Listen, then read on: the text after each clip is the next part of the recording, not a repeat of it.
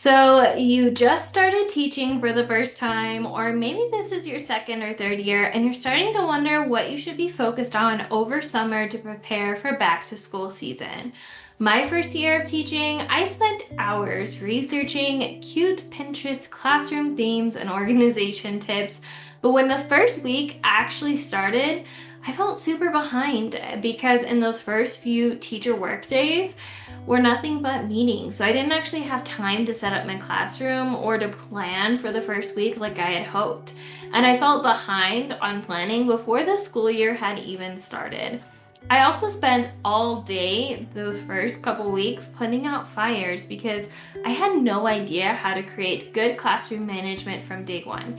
So, if this is something you can relate to, do not worry because today we're going to be talking about what most first year teachers do during the first week of school and what successful ones actually do to get ahead and to be prepared over summer break. So, with that being said, let's dive in.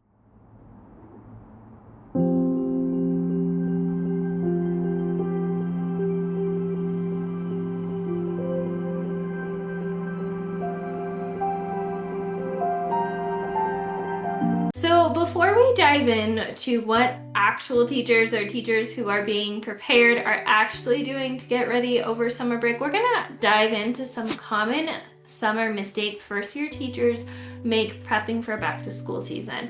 So, the first thing that I commonly see is that they focus on decor. Now, back to my personal story, when I first started teaching that first year, I spent my entire first summer making a Pinterest perfect travel themed classroom. However, I quickly realized I had no idea what I was doing and I spent the entire time focused on the wrong things.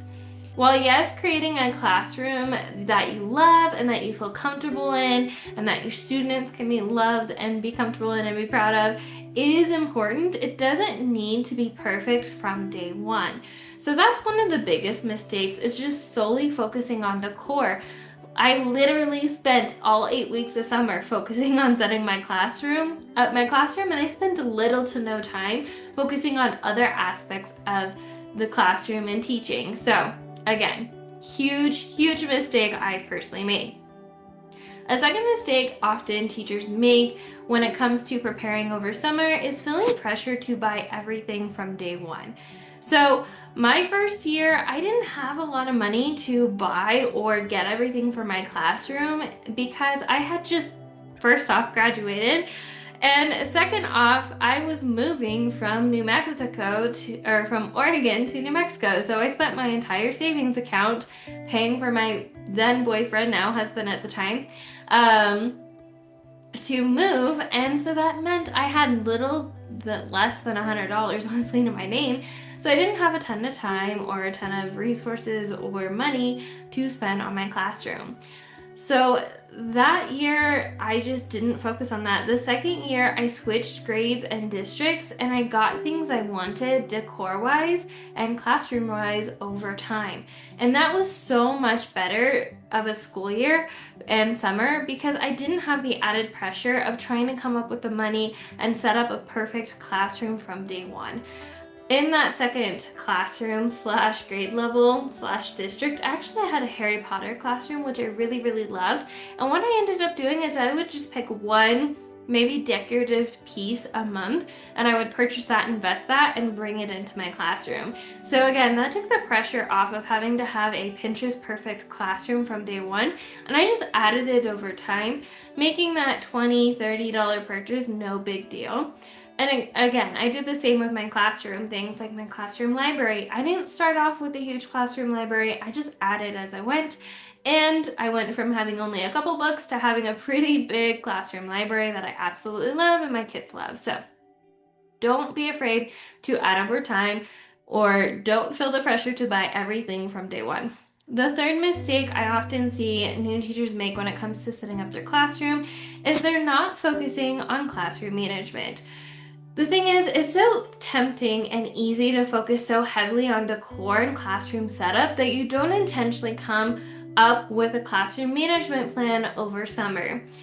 And so, with that in mind, ask yourself, how are you going to get students to follow expectations once school starts? How will you introduce them the procedures and expectations? And when will you introduce the procedures and expectations? What happens when students don't follow the expectations? These are all things you should really focus on and think of before the school year even starts. The last mistake I see a lot of teachers make when it comes to setting up their classroom is leaving the planning for the teacher work days. As I mentioned earlier, this was a mistake I personally made. I left all my planning for the first week of school for the teacher work days because in my mind I'm thinking, okay, my co-teacher will be there or my, team will be there so we can sit down and plan. And surely I'm going to have enough time to get everything done, stuff like that during those days. But what I didn't realize is a majority of those teacher work days are actually meetings. In fact, I think out of the how many years I've taught, I think the most I've gotten is maybe 1/2 day out of all those teacher work days to actually work in my classroom. And even then, typically that's when site-wide principals or admin have a meeting, so it wasn't even really a half day. But if I were to add up all the time, I'd say about a half a day. So that's not really a lot of time, and you might be tempted to leave planning for the first teacher work days, but a majority of the time, like I said, those are reserved for mandated meetings that they're required to have. So make sure you're being mindful of not leaving too much for those teacher work days, because the reality is you may not actually have as much time as you think. So those are the top mistakes I see a lot of teachers make when it comes to setting up for the summer. So now let's talk about what successful teachers do during the summer to get ahead and to set a strong foundation for an amazing school year. So the first thing that they do is they focus on systems over stuff. So they focus on classroom decor and setup for 1 week in the summer, and then they spend the rest of the summer on creating systems, automating their classroom. This could be things like classroom management, family communication, grading, digital and physical organization. These are all important pieces to being a teacher and to having systems that are automated that will make it easier as the school year goes on. So coming up with classroom procedures is one of the huge things that in classroom management you might want to look at over the summer. And if you are interested in seeing which classroom procedures I use in my classroom, make sure to check out my classroom procedure slides. They have all of the procedures I teach in a year. They're done for you, so you can actually see how I personally teach them and how I model them to my students to teach them so it's automated throughout the school year. And like I said, even if you just want an idea on what that looks like, make sure to check out the description of my classroom procedure slides, because I actually list out all 40 something classroom procedures I teach in a year to give you some ideas. Another thing you might want to think about is how will students transition from one activity to another. I utilize songs to get my students to transition from one activity to another. That way, by the middle of the year, I have a classroom job where somebody actually plays the song that gets my students to transition from one thing to another. Granted, all the songs are different. For example, there's a different transition song for lighting up versus coming to the carpet. But as I was saying, I have a classroom job to do that. That way, if I'm in the back working one-on-one with a student, my teacher helper can have my classroom move on without me, and I don't even have to be there. So using transitions, thinking about how will you have your students transition from one thing to another is really, really important. And how can you automate that so it's seamless? The second thing that successful teachers do over summer is they focus on communication over cute. Create a way to consistently communicate with families. Now, families are extremely important, and I know as a new teacher, I was extremely terrified of talking to them. I was terrified they were going to be mad at me because I was really shy, and frankly, I do much better speaking to children and students versus adults. So coming up with a way to be consistent with your family communication and to create positive relationships from day one and make a good first impression is going to be really important to having a very successful and supported school year. So one way you can do this is you can either create or maybe purchase some newsletters or templates. I personally liked sending a weekly newsletter to my families, letting them know what to expect that week, what we would be working on, any announcements, and things like that. If you want some ideas on what this can look like, make sure to check out my newsletter templates to kind of give you an idea of what I mean in regards to how the layout is, but sending some form of, whether it's weekly, monthly, semi-weekly, some form of consistent communication is going to help your family stay up to date and current what's going on in the classroom, and to eliminate misunderstandings happening in the classroom. And the next thing that I highly recommend you do for the communication over CUTE is those teachers focus on plan Meet the Teacher Night strategically. Meet the Teacher Night, back to school night, family night, whatever you call it. This is an ideal time to set a really good first impression for families to really get an idea and a sense of who you are as a teacher and how you're going to show up for your students. I'm going to be honest, I didn't dedicate nearly enough time to my Meet the Teacher Night the first year or two, and I strategically found ways of how to do so. I actually have a ton of resources on this in my TPT store for ideas, including my Meet the Teacher slides and back to school forms. So if you want to see what I do in my classroom to kind of spark some ideas, make sure to check out the description, where you can kind of get an idea of what this could look like.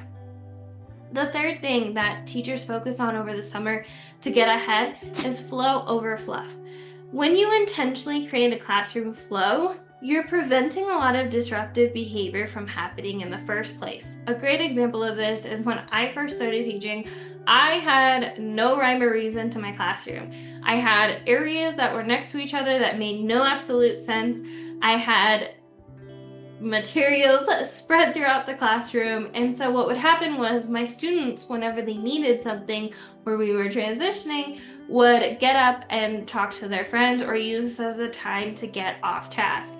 But once I intentionally created a classroom flow and came up with a strategic place to put all the materials, it pretty much cut those disruptive behaviors in half, if not 3/4 of the way. So make sure you are intentionally creating a classroom flow that prevents disruptive behavior from occurring in the first place. Set up ways. Another thing you might want to do is set up ways to organize your digital and physical paper resources to save time on planning in the future. I personally like to create a paper flow and a digital flow, meaning what do I do whenever I get a piece of paper? What are the different touch points it's going to meet all the way to being filed away for later? Same with the digital resource, whether it's from an email, whether I purchase it, whether it's from my curriculum, how am I going to take that through the entire process of download to saving it for later? And the last thing is to implement classroom management, like classroom jobs, to have clear procedures and expectations so that your classroom runs for you, so you don't have to pause and put out fires the entire time. All of these things are different ways that you focus on flow over fluff and really get to the nitty-gritty and the foundational pieces that are going to automate your classroom.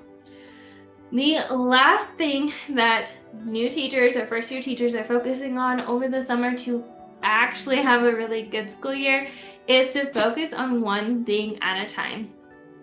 Instead of focusing on your entire summer on all the things or on setting up a CUTE themed classroom, pick one focus each week. This is one of my tried and true schedules that I like to use. In fact, it's something that we cover inside my program, Classroom Kickstart. Each week we focus on a different topic, and I walk them through, the teachers that go through it, through the entire process on how to set up their classroom in just 4 weeks. So this is what a schedule or that schedule looks like. So week 1, we focus on the layout and decor. We focus on the classroom flow. What does it look like and sound like and feel like for a student to walk in? Where are the different areas they are going? How are we moving stuff around to minimize disruptive behavior? And then can we come in with a plan to, when our classrooms are finally ready, to set up our classroom in a way that it doesn't take the entire summer, but if anything, it takes a day or 2 tops. The second week, we focus on classroom management, coming up with that foundational classroom management plan. Things like classroom procedures and expectations, what to do when students aren't following expectations, stuff like that is really going to go a long ways when it comes to automating our classroom and making it so you're preventing disruptive behavior from happening in the first place instead of having to put out fires the entire first month of school. Week 3, we focus on communication. We focus on that positive communication, not just with families, but also with admin and staff.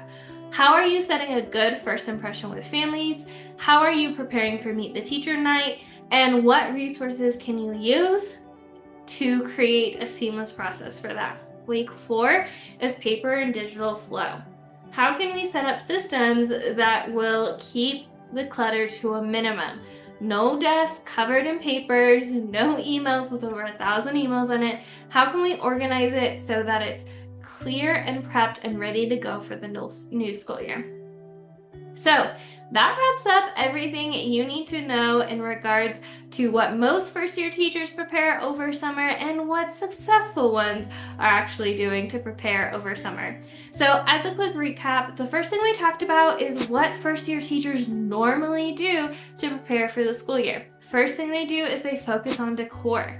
They solely focus on making their classroom cute, when in reality, there's so much more to a classroom than that. The second thing is feeling pressure to buy everything from day one instead of adding over time and making our classroom more and more like you and at home over time. The third thing is not focusing on classroom management. They focus on creating and setting up their classroom, but they completely miss classroom management, so much so that that first week, they feel like they're just constantly putting out fires. The fourth thing is leaving planning for the first couple teacher work days only to be disappointed when a reality is maybe that district is going to require you to be in a lot more meetings and not have as much time as you thought. Now, that's the first thing we talked about. The second phase we talked about is what the pros actually do to prepare for the school year over the summer. The first thing is they work on systems over stuff.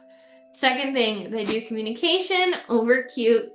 Third thing, flow over fluff. And fourth thing, one thing at a time. So that wraps up everything in regards to how to prepare over the summer. I'm going to give you some next steps if you want to dive further into this classroom setup back to school tips and tricks and strategies.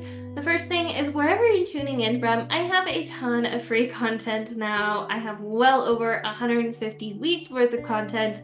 So make sure to go check them out. I'm sure I've covered a ton of topics and probably answered a lot of your questions in regards to preparing for back to school season. So make sure to check that out. The second thing is to download my free classroom setup guide. This is a guide where I took the top 10 questions I'm most commonly asked about setting up your classroom, including what are my must-haves, what are my avoids, my flops, how to set up your classroom, how to create a flow, all of those things, how to prepare for Meet the Teacher Night. All of those things I prepared ahead of time, I answered them, and then I went and made weekly content for it. I'm talking YouTube videos, podcasts, and blog posts. And then I answered each question in a guide. I gave a brief answer to each question, and then I linked to those podcasts and YouTube videos so you're not sifting through my tons and tons of content looking for your answer. It's all linked for you, so make sure to go check that out. The third resource I have for you is if you want me to send you all of my templates that I use for back to school to set an automated classroom over the summer so I don't have to worry about it, make sure to check out the Classroom Setup Bundle. This bundle has well over 26 different templates, including newsletters, classroom procedure slides, Meet the Teacher Night, classroom forms, labels. I mean, there's so much into this classroom setup bundle, so make sure to go check that out. Even if you don't necessarily want to access to mine, there's still a great starting point to come up with your own ideas on what it can look like to automate your classroom over the summer. And finally, the fourth and final resource I have for you, I talked about it earlier, but is my Classroom Kickstart mini course. This is the mini course that I talked about where we go and how to cover and how to set up your classroom in over 4 weeks, in 4 weeks or less. The reason I created this program is because I know how tempting it is as a teacher to spend your entire summer setting up your classroom, but the reality is I don't want you to have to do that. So I created a program that walks you through step by step, everything from figuring out what you need in your classroom, what are your must-haves, may-haves, and eventually will-haves, to creating a classroom flow, to creating a classroom management plan, to setting a good first impression with families, all the way to how to organize your digital and physical spaces. All of that I covered, and we have each focus each week, one focus each week, and I put it in one program. I love going through this program with a group of teachers every summer as I personally set up my classroom. So definitely make sure to check that out if you're wanting more of the strategy behind setting up your classroom over summer, especially if you're wanting to do it in 4 weeks or less. All right, that wraps up everything I have for you. Thank you so much for joining me. If you enjoyed this content, I would love if you could either like or subscribe wherever you're tuning in from. And if you want to take it a step further, which of these strategies are you going to be using over the summer? Let me know in either the comments or send me a DM. I would love to chat. As always, remember, we are stronger together, and I'll talk to you in the next one, Teacher Bestie. Bye!